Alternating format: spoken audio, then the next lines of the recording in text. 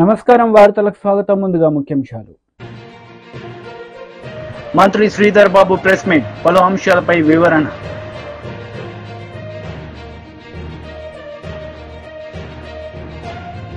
మాజీ మంత్రి Ambati Rambabu press meet, పలు అంశాలపై వివరణ. కాంగ్రెస్ నేతలు మీడియా సమావేశం నిర్వహించారు. ఈ సందర్భంగా పలు అంశాలపై వారు మాట్లాడారు. ఎంఓయూ కూడా చేసుకోవటం జరిగింది. అదేవిధంగా మన తెలంగాణకు చెందిన కొన్ని స్టార్టప్స్లకు ఇప్పటికే మద్దతునిస్తా ఉన్న ఫాల్కనెక్స్ ఇంకా పెద్ద ఎత్తున వారి సంఖ్యను పెంచడానికి ఫాల్కనెక్స్ కంపెనీ సిలికాన్ వ్యాలీలో ఒక ఇన్నోవేటర్ క్లబ్గా స్టార్టప్స్కి మోటివేషన్ ఇచ్చే ఒక పెద్ద కార్యాచరణ తీసుకొని ముందుకు నడిచే సంస్థ ఇక్కడ కూడా వారి మద్దతును పెంచడానికి వారు అంగీకరించడం జరిగింది. నేను ఇంతకుముందు చెప్పినట్టు స్టాన్ఫోర్డ్ యూనివర్సిటీకి సంబంధించిన ఒక బయో డిజైన్ తెలంగాణ ప్రభుత్వం కోసం ఇక్కడ ఒక ప్రత్యేకమైన కార్యక్రమాన్ని నిర్వహించాలని వారి నిర్ణయానికి వచ్చి ఇది మెడ్టెక్ మెడికల్ ఇన్ఫ్రాస్ట్రక్చర్కు సంబంధించి ముఖ్యంగా సహాయక సాంకేతికలపై దృష్టి సారించే కార్యక్రమం జరుగుతుందని మేము ఆశించి ఈరోజు స్టాన్ఫోర్డ్ బయో డిజైన్కు సంబంధించిన ప్రొఫెసర్లతోని మీటింగ్ ఏర్పాటు చేసుకొని వారి ఎక్స్పర్టీస్ని ఇక్కడ తీసుకురావాలనే ఒక ప్రయత్నం చేస్తా ఉన్నాం. మా పర్యటన సమయంలో ప్రకటించిన బయో ఇథనాల్ ప్రాజెక్టుకు సంబంధించి నెక్స్ట్ జనరేషన్ ఇథనాల్ ప్లాంట్ మొట్టమొదటిసారి ఇక్కడే ఏర్పాటు చేయాలనే ఒక క్రమంలో మరి ఎంఓయూని చేసుకోవటం, అదేవిధంగా ఈరోజు మనకు సంబంధించి ప్రధానంగా ముందస్తు ప్రణాళికలు కూడా కామ్కాస్ట్ అనే కంపెనీతో, అమెరికన్ ఎయిర్లైన్స్, సిగ్నా, పెప్సికో వంటి పెద్ద కంపెనీలతో కూడా చర్చలు జరపడం జరిగింది. సానుకూలంగా వారు స్పందించడం జరిగింది. హైదరాబాద్ని ఎంచుకోవాలి. ఎందుకు ఎంచుకోవాలి? మీరు హైదరాబాద్కు సంబంధించిన వాతావరణం, ఈ ఈకో సిస్టాన్ని మేము ముఖ్యమంత్రి గారు రేవంత్ రెడ్డి గారు అందరినీ కలిసినప్పుడు మా ఉద్దేశం చైనా +1 అనే ఫిలాసఫీతో మేము ముందుకు పోతా ఉన్నాం. ఆ స్పష్టమైన సందేశాన్ని ఇవ్వటానికి వచ్చామని, ప్రగతికి సంబంధించిన అంశం విషయంలో మాకు రాజకీయ భేషజాలు లేవని, గత 3-4 దశాబ్దాల కాలంలో వాణిజ్యం, వ్యాపారం, ఐటీ రంగానికి సంబంధించి, సేవా రంగానికి సంబంధించి ఒక పాజిటివ్ దృక్పథంతో ఏ ప్రభుత్వాలు వచ్చినా ముందుకు పోతా ఉన్న తరుణంలో మేము కూడా ఆ క్రమంలో ఇంకా 2 అడుగులు ముందుకు వేసి ఒక మంచి వాతావరణంలో తెలంగాణ భవిష్యత్తు పారిశ్రామిక వృద్ధికి ఏ గ్రోత్ ఇంజన్స్ అయితే కారణమో దాన్ని ఇంకా పెద్ద ఎత్తున ముందుకు తీసుకెళ్లే ప్రయత్నం చేస్తామని వారికి నమ్మకాన్ని కుదిర్చే ఒక ఆలోచనతో ముందుకు పోవటం.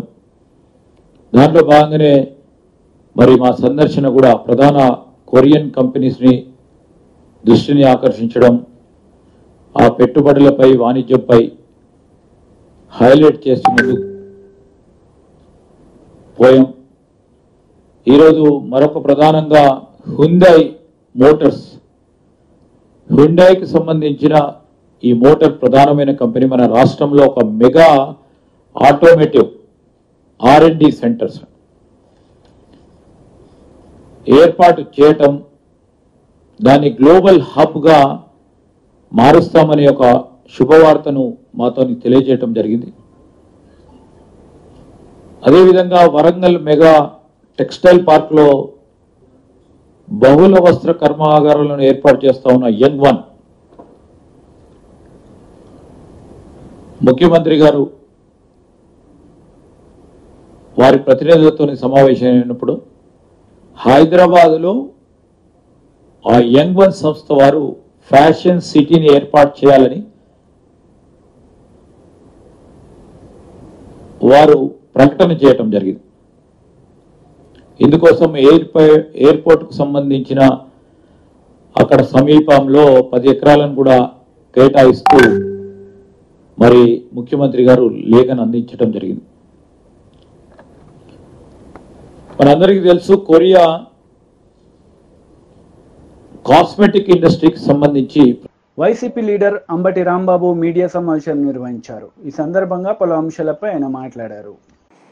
రాష్ట్ర ప్రజానీకానికి అంకితం చేయాలనేటువంటి ఒక సదుద్దేశంతో ఆయన చేసినటువంటి కృషి ఎనలేనిదని నేను భావిస్తున్నాను.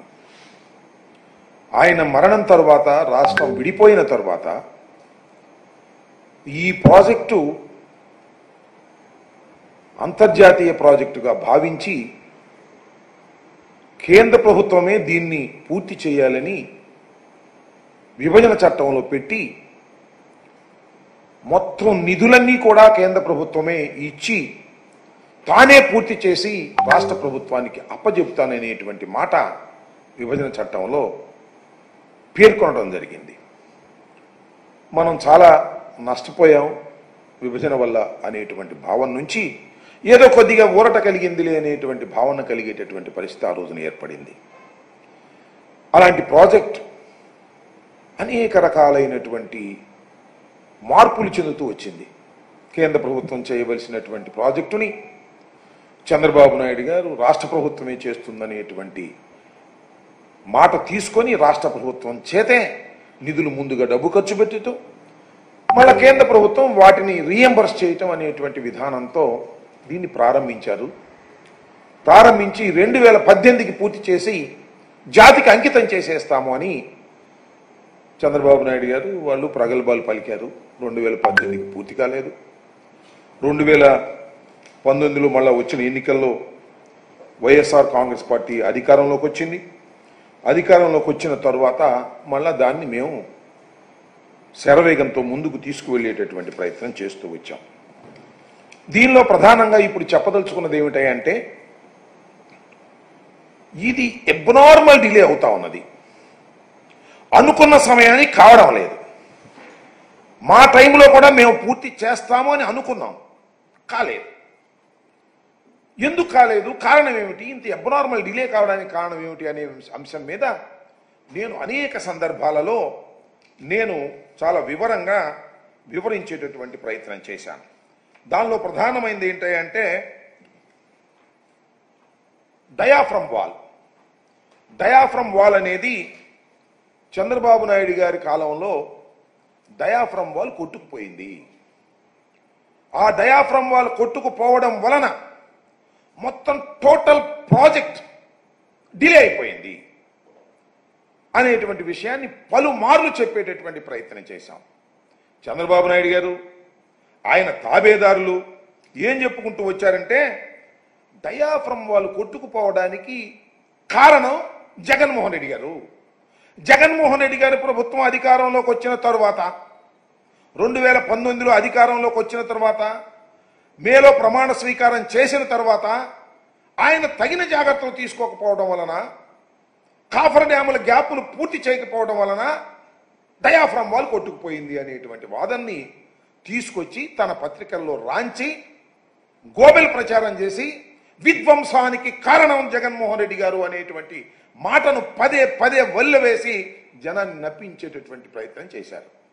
నేను చాలా స్పష్టంగా పలుమార్లు చెప్పాను, శాసనసభలో చెప్పాను.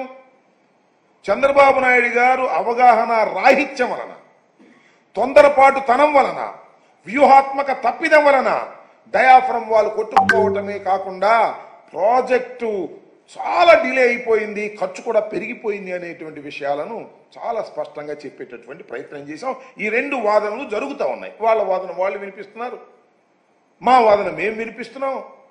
దీనికి ఎవరు కారణం అనేది కాస్త లోతుగా ఆలోచించే కామన్ సెన్స్ ఉన్నటువంటి వ్యక్తులకి చాలా క్లియర్గా అర్థమైపోయినా బుకాయించేటటువంటి ప్రయత్నం చేస్తూ వచ్చారు. ఇవాళ నేను ప్రత్యేకంగా చెప్పదలుచుకున్నటువంటి అంశం ఏమిటంటే ఈ పోలవరం ఇరిగేషన్ ప్రాజెక్టు మీద ఈ డిలే అవ్వడం మీద, లేదు ఈ డయాఫ్రమ్ వాల్ దెబ్బతినిపోయిన తర్వాత బీజేపీ లీడర్ మీడియా సమావేశం నిర్వహించారు. ఈ సందర్భంగా పలు అంశాలపై ఆయన మాట్లాడారు. చెప్పడం జరిగింది. ఈ సందర్భంగా పలు అంశాలు మీతో మీ ద్వారా ప్రజలకు తెలియజేస్తున్నాం.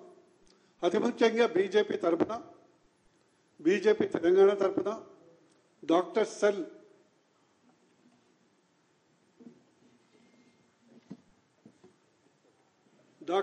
తరఫున ఈ యొక్క అత్యాచార ఘటనను ఆర్జీ కర్ హాస్పిటల్, రాధా గోవింద కర్ హాస్పిటల్ జరిగినటువంటి ఖండిస్తూనే ఈ యొక్క అక్యూజ్డ్కు మరణ శిక్షణ అతి త్వరలో, అతి తొందరగా వెనువెంటనే వేయాలని మేము డిమాండ్ చేయటం జరుగుతుంది.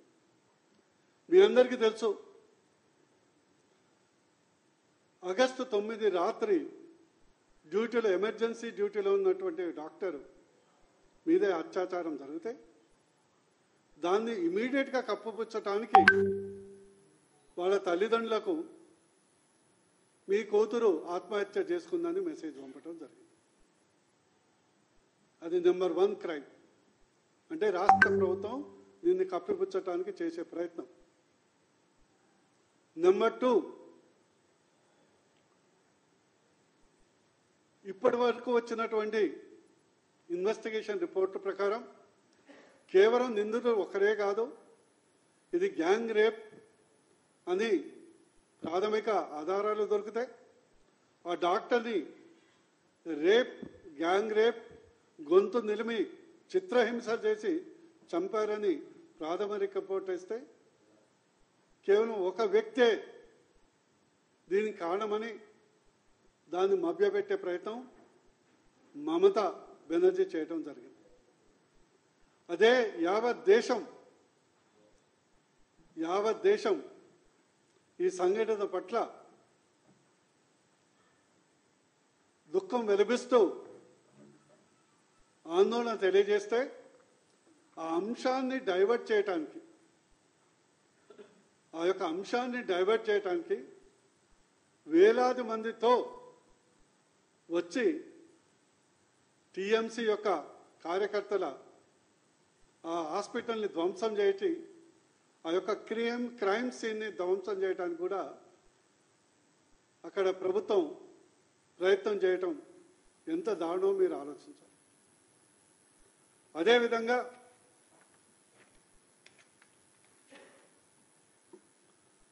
అక్కడ ఉన్నటువంటి సీసీ కెమెరాలు మొదట దానికి సంబంధించిన సీసీ కెమెరాలు ఫుటేజ్ను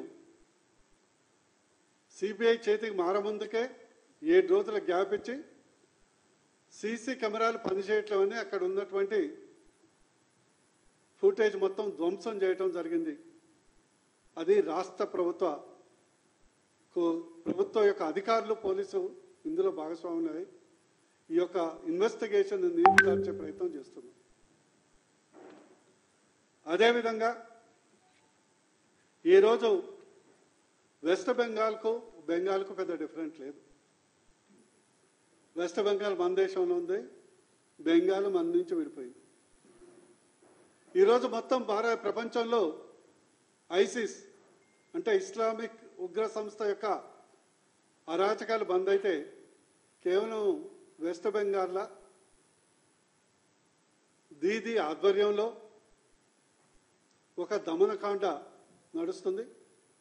ఎలక్షన్ ముందర కూడా తర్వాత కూడా మీరు చూశారు, ఒక విలేజ్లో మొత్తం మా ఓటు టీఎంసీకి వేయలేదనే కారణంతో టీఎంసీ నాయకులు షరబుద్దీన్ ఏం పేరు ఉండే నాయకులు ఆ యొక్క మహిళల్ని అత్యాచారమే చేయడమే కాకుండా బంగ్లాదేశ్కు పారిపోయినటువంటి ఘటన మనం చూసాం. ఈరోజు మొట్టమొదటిసారిగా యావత్ భారతదేశంలో ఉన్నటువంటి డాక్టర్స్ అందరూ ఐఎంఏ ప్రభుత్వ ప్రైవేట్ అని లేకుండా మాజీ మంత్రి శ్రీనివాస్ గౌడ్ ప్రెస్ మీట్ నిర్వహించారు. ఈ సందర్భంగా పలు అంశాలపై ఆయన మాట్లాడారు. సంవత్సరాల పోరాటంలో ఏ ప్రభుత్వం కూడా 70 సంవత్సరాల పైన స్వాతంత్రం వచ్చినా ఆ రోజు నుంచి కూడా సర్వాయి పాపన్న మహారాజ్ చరిత్రను ఏ ప్రభుత్వం కూడా వెలుగులోకి తీసుకురాలేదు. జయంతి వర్ధంతి ఉత్సవాలను చేయాలని చెప్పి ఎన్ని డిమాండ్లు ఉన్నా కూడా ఎవరు కూడా పట్టించుకోలేదు. కానీ మేము అధికారంలో ఉన్నప్పుడు సర్వాయి పాపన్న జయంతి వర్ధంతిలను అధికారికంగా చేయాలని జీవో ఇచ్చినాం. సర్వాయి పాపన్న కోటను ఒక పర్యాటక కేంద్రంగా తీర్చిదిద్దినాం. గోల్కొండ కోటను పరిపాలించినటువంటి రాజు వరంగల్ కోట, భువనగిరి కోట 33 కోటలను జయించి రాజు అనేటువంటి ఆయన చరిత్రను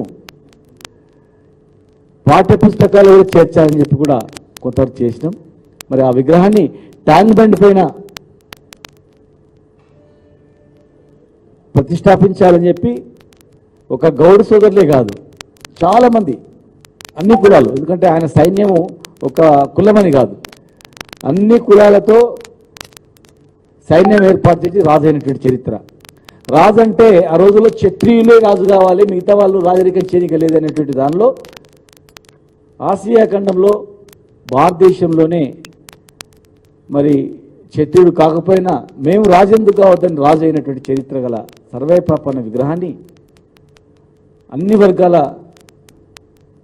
క్షత్రియులు తప్ప మిగతా వాళ్ళందరినీ కలుపుకొని రాజైన చరిత్ర ఉంది కనుక ఆయన విగ్రహాన్ని పెట్టాలని డిమాండ్తో మేము విగ్రహాన్ని ఏర్పాటు చేయడానికి ట్యాంక్ బండ్ దగ్గర జియో ఇవ్వడం జరిగింది. అదేవిధంగా జియోతో పాటు 3 కోట్ల నిధులను కూడా ఏర్పాటు చేశాం. ఇవన్నీ 3 కోట్ల నిధులను కూడా బీసీ కార్పొరేషన్ ఇప్పించడం జరిగింది. మరి రేపు జయంతి ఉంది కనుక ఈ ప్రభుత్వం ఎలక్షన్ మేనిఫెస్టోలోనే వాళ్ళు ఇచ్చిన హామీలోనే సర్వాయి పాపన్న పేరు మీద జనగామ జిల్లాకు మేము మారుస్తామని చెప్పి అనేక రకాల వాగ్దానాలు చేయడం జరిగింది. కనుక రేపు జయంతి ఉంది కనుక, మొట్టమొదటి జయంతి కనుక ట్యాంక్ బండ్ దగ్గర విగ్రహం స్థలానికి జీవో ఇచ్చిన స్థలానికి తర్వాత నిధులు అవన్నీ కూడా గవర్నమెంట్ నుంచి మేము శాంక్షన్ చేసినాం కనుక రేపు సర్వాయి పాపన్న జయంతి కనీసం భూమి పూజనన్నా కేటాయించిన స్థలంలో చేయాలని, ఒకవేళ విగ్రహం ఇంత తొందరగా ఏర్పాటు చేయలేమంటే టెంపరీ విగ్రహం కూడా రెడీగా ఉంది చిక్కడపల్లిలో. మరి మీరు అడిగినా ఇస్తారు, లేదంటే మేము అడిగినా మాకు చెప్పినా మేము ఇప్పిస్తాం. టెంపరీగా ఒక విగ్రహాన్ని కూడా అక్కడ ఇమ్మీడియట్గా ఏర్పాటు చేస్తే ఒక హామీ మీరు ఇచ్చింది ఈ వర్గాలకు ఇచ్చినటువంటి హామీ కూడా నెరవేర్చడానికి చెప్పుకోవడానికి అవకాశం ఉంటుంది. కనుక రేపు అక్కడ కనీసం భూమి పూజన చేయండి, ఒక పెద్ద ఫోటో పెట్టిన ఒక ఫోటోకు పూజ చేసి ఆ స్థలం దగ్గర చేయాలని సర్వాయి పాపన్న జిల్లాను చేస్తామని కనుక రేపు జయంతి రోజే మీరు అందం చేస్తే ఇంకా బాగుంటుందని చెప్పని, అదేవిధంగా వైన్ షాప్లలో రిజర్వేషన్ కూడా 20% పెంచుతామని చెప్పి మీ మేనిఫెస్టోలో ఉంది. మీరు ఇచ్చినటువంటి హామీలలో మాజీ మంత్రి హరీష్ రావు మీడియా సమావేశం నిర్వహించారు. ఈ సందర్భంగా పలు అంశాలపై ఆయన మాట్లాడారు. నామం పెట్టిండు, పైగా రుణమాఫీ చేసినట్టు పోజులు కొడుతున్నాడు. ఇప్పుడు నువ్వు పాక్షికంగా చేసినా అంటే తప్పకుండా ఒప్పుకుంటాం, పూర్తిగా చేసినా అంటే మేము ఒప్పుకోవడానికి సిద్ధంగా లేము. నువ్వు ఆగస్టు 15లోగా రుణమాఫీ మొత్తం చేసి తీరుతా అని దేవుళ్ళ మీద ఒట్లు పెట్టినావు, కానీ చేసింది ఏంది? పాక్షికంగా మాత్రమే చేసినావు. నేను పాక్షికంగా చేసిన తప్పయింది అని క్షమాపణ అడుగు, లేదు నీకు నిజాయితీ ఉంటే రాజీనామా చేయి. కానీ మొత్తం చేసిన అని చెప్పి నువ్వు నోరు బిగ్గరగా చేసుకున్నంత మాత్రానో బూతులు మాట్లాడినంత మాత్రాన ప్రజలు క్షమించరు, బీఆర్ఎస్ పార్టీ నిన్ను వదిలిపెట్టదు. మీ రుణమాఫీ కథ ఎట్లుందంటే వెనకటికేవడో పంచపాండవులు అంటే మంచం కోళ్ళ వలె ముచ్చటగా ముగ్గురు అని చెప్పి 2 ఏళ్ళు చూపించిందట. గట్లున్నది కాంగ్రెస్ రుణమాఫీ కథ. అసెంబ్లీ ఎన్నికల సమయంలో డిసెంబర్ 9వ తేదీనే సోనియా గాంధీ గారి జన్మదినం రోజు రాష్ట్రంలో 2 లక్షల రుణమాఫీని మొదటి సంతకంతో చేస్తామని ఆ రోజు అసెంబ్లీ ఎన్నికలప్పుడు ఉదరగొట్టిండ్రు. ఆ రోజు చెప్పిందేమో 40,000 కోట్ల రూపాయలు. డిసెంబర్ 9 అని మాట తప్పిండు. తర్వాత పార్లమెంట్ ఎన్నికలు వచ్చినాయి. వట్టిగా చెప్తే ప్రజలు నమ్మటట్లేరని చెప్పి కనిపించిన దేవుని మీదల్లా ఒట్లు పెట్టిండు. ఏ ఊరికి పోతే ఆ దేవుడి మీద ఒట్టు పెట్టి ఆ రోజు 31,000 కోట్లు అని చెప్పిండు. 15 ఆగస్టు కల్లా రాష్ట్రంలో రైతులు అందరినీ రుణ విముక్తుల్ని చేస్తా, ఈ రాష్ట్రంలో అప్పుల రైతులకు ఉండనే ఉండవు, రుణగ్రహీతలుగా ఉన్న రైతులన్నీ కూడా నేను అప్పు కట్టి వాళ్ళందరినీ రుణ విముక్తులు చేస్తా అని చెప్పి మరి ఆ రోజు ఉపన్యాసాలు చెప్పిండు. బడ్జెట్లో చూస్తే 26,000 కోట్లు పెట్టిండ్రు. అసెంబ్లీలో నేను అడిగిన ఆ రోజు బడ్జెట్ మీద నేను మాట్లాడేటప్పుడు మీరు ముందేమో మేనిఫెస్టోలో ఎలక్షన్ టైంలో 40,000 కోట్లు అన్నారు, క్యాబినెట్ మీటింగ్ పెట్టి 31,000 కోట్లు అని చెప్పారు, బడ్జెట్లోనేమో 26,000 కోట్లే పెట్టిండ్రు. మరి ఎవరికి ఎగబెడతారు, 26,000 కోట్లు ఏ రకంగా సరిపోతాయి అని చెప్పి ఆ రోజు అసెంబ్లీలో గట్టిగా నిలదీసినాం. రైతు రుణమాఫీ మీద, రైతు భరోసా మీద అసెంబ్లీలో చర్చ పెట్టాలని చెప్పి పట్టుబట్టాం.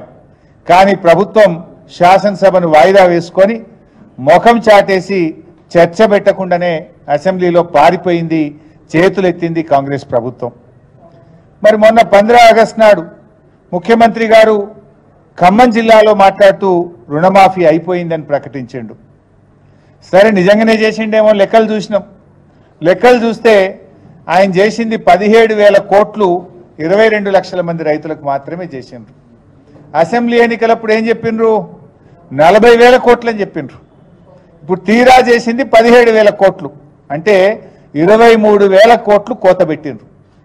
ఇచ్చింది తక్కువ, కోత పెట్టింది. వార్తలు ముగించే ముందు ముఖ్యాంశాలు మరోసారి. మంత్రి శ్రీధర్ బాబు ప్రెస్ మీట్, పలు అంశాలపై వివరణ.